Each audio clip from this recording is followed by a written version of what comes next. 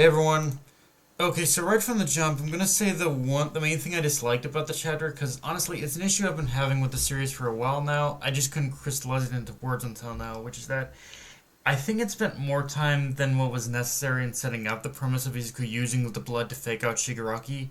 Now, keep in mind, the actual execution of the plan is the part I really like, and seeing the plan come together, and even more so, the whole idea of Shigaraki and Izuku's like mindscapes and memories melding together, is a really creative idea, and I really like it in terms of the direction we're going here. It's just, I wanted to see a lot more of that rather than just us going through the motions of seeing Kudo explain how he and Bruce came hypothesis about the blood and that kind of about the blood and just I don't mind a little build up, but I think they could have cut out a lot of the I think Horikoshi could have cut down on a lot of the build up in this chapter.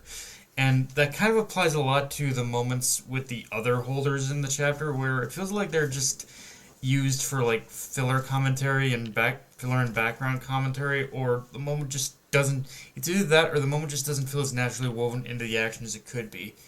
In fact, it feels separated from it in certain responses.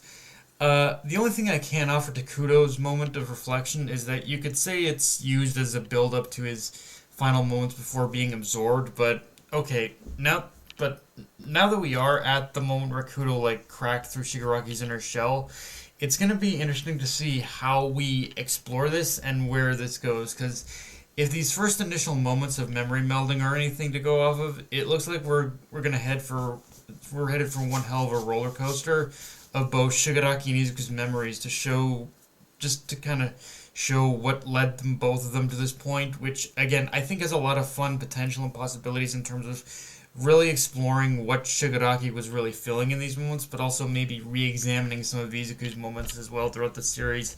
Because let's be honest, even though there are many moments Izuku has had of him being genuine to himself and to others about what he really feels and just saying and just telling them what they really need to do in order to be true heroes and all that to his classmates. There are just as many moments where he's definitely put up walls too, where he hasn't really said what he really feels, and I think this is what that's going to be exploring on Izuku's end of things, is just how the times where he has put up walls and just not really said openly what he feels.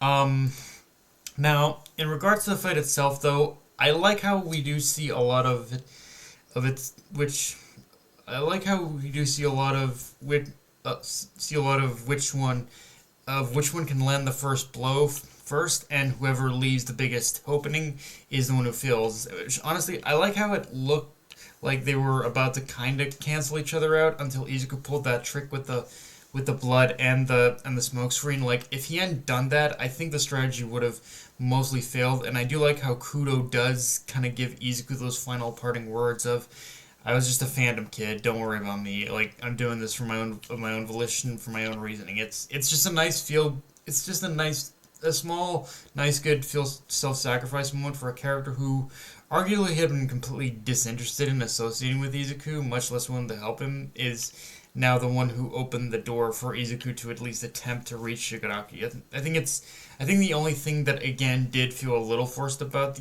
his exit is the moment where he comments on Izuku's respect for quirks. Like it's kind of one of those little overt hammering over the head moment comments, honestly, where it's like I don't think you need to put it as direct as you did. But again, getting back to the fight itself, I also really liked how we see everything Shigaraki threw at Izuku. Izuku had some kind of counter for it. Like when Shigaraki ripped the ground out from under him, Izuku chained himself to the earth using Black Whip, or as part of the strategy to trick Shigaraki again with the blood. He used Black Whip and Smoke Screen in tandem with each other. It's one of those moments that feels like Izuku using his ingenuity.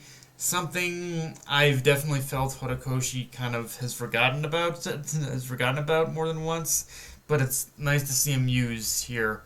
I also really like the little moments where they were thinking the same thing, just under a different context of like this is where I transfer the quirk for Izuku's mind, or this is where I kill you for Shigaraki's mind. It's a super simple panel, but effective in portraying how they are on the same wavelength, and it's really who can outmaneuver the other is what matters in that battle.